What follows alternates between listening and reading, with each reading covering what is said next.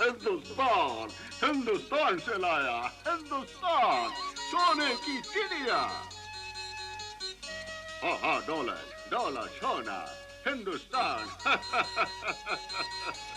भारत को सोने की चिड़िया जिस जमाने में कहते थे, वो बहुत पुराना जमाना था। अरब और ईरान के व्यापारी भारत से व्यापार करते थे। फिर वे माल लेकर यूरोप के देशों में जाते थे। इन व्यापारियों से जब यूरोपवासी सोने की चिड़िया का हाल सुनते, तो उनके मुंह में पानी आ जाता था। लेकिन उन्हें भारत पहुंचने का रास्ता नहीं मालूम था।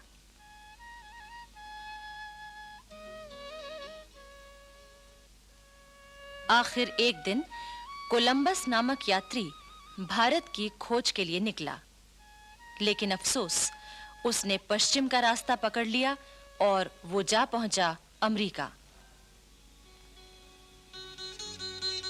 बस लगभग इन्हीं दिनों पुर्तगाल से भी एक यात्री सोने की चिड़िया खोजने चला था। 22 मई 1498 को उसका जहाज मालाबार तट पर कालीकट पहुंचा।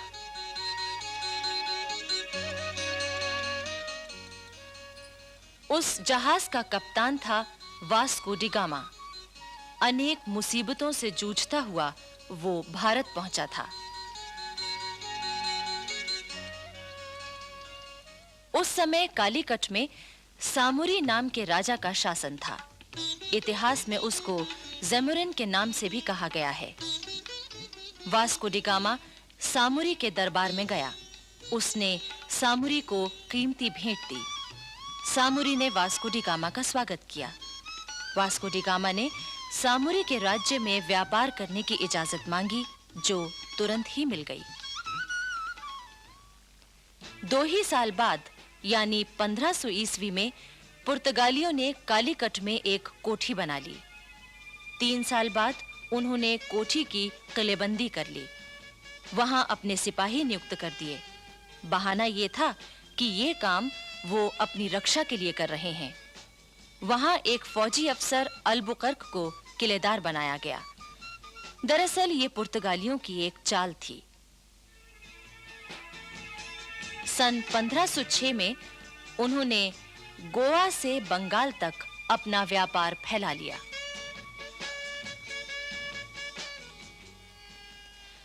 सत्रहवीं शताब्दी के प्रारंभ में हेक्टर नामक एक जहाज अंग्रेज व्यापारियों को लेकर भारत की ओर बढ़ने लगा। इन्होंने सन 1600 में महारानी एलिजाबेथ से आज्ञा लेकर एक व्यापारिक कंपनी बनाई थी, ईस्ट इंडिया कंपनी। इस हेक्टर जहाज के कप्तान हॉकिंस ने जहांगीर के दरबार में पहुंचकर सबसे पहले घुटनों के बल झुककर जमीन चूमी और बादशाह के प्रति अपना आदर प्रकट किया। इसके बाद उसने इंग्लैंड के बादशाह जेम्स प्रथम का पत्र जहांगीर को दिया।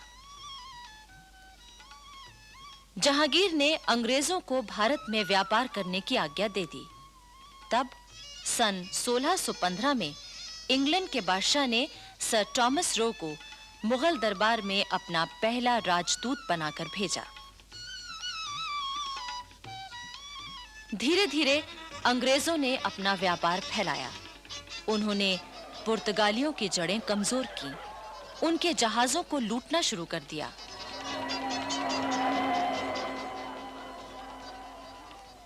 औरंगजेब के समय में तो उन्होंने कोठियां भी कायम कर लीं और अपनी हिफाजत के लिए किलेबंदी भी कर ली। इसी बीच भारत में फ्रांसीसी भी आए। उन्होंने भी अपना व्यापार फैलाया और जड़ें जमानी शुरू कर दी। उस समय उनका मुखिया था दुमास। औरंगजेब की मृत्यु के बाद मराठों ने कर्नाटक पर हमला किया। फ्रांसीसी कंपनी के मुखिया ने अपने सिपाहियों के जरिए कर्नाटक के नवाब की मदद की। मराठे हार गए। कर्नाटक और दिल्ली के बादशाह दोनों ने खुश होकर दुमास को नवाब की उपाधि दे दी। 2000 सवारों का सेनापति भी बना दिया। सन 1741 में दुमास की जगह डुप्ले नामक फ्रांसीसी कंपनी का हाकिम बन गया। ये बहुत चतुर सेनापति था। दरअसल डुप्ले पहला यूरोपवासी था जिसके मन में भारत में यूरोपीय साम्राज्य कायम करने की बात आई। डुप्ले ने उस समय के भारत की दो कमजोरियों का फायदा उठाया। एक तो ये कि यहाँ के देशी राजा नवाब आपस में लड़ रहे थे। दूसरे ये कि उस समय राष्ट्रीयता की भावना लोग भूल गए थे। डुप्ले ने इसी फूट का फायदा उठाया। अंग्रेजों ने भी इस नीति का फायदा उठाया। उन्होंने न सिर्फ फ्रांसीसियों को कमजोर किया बल्कि देशी राजाओं को लड़ाने और फिर उनमें से किसी एक की मदद करने की नीति अपनाई।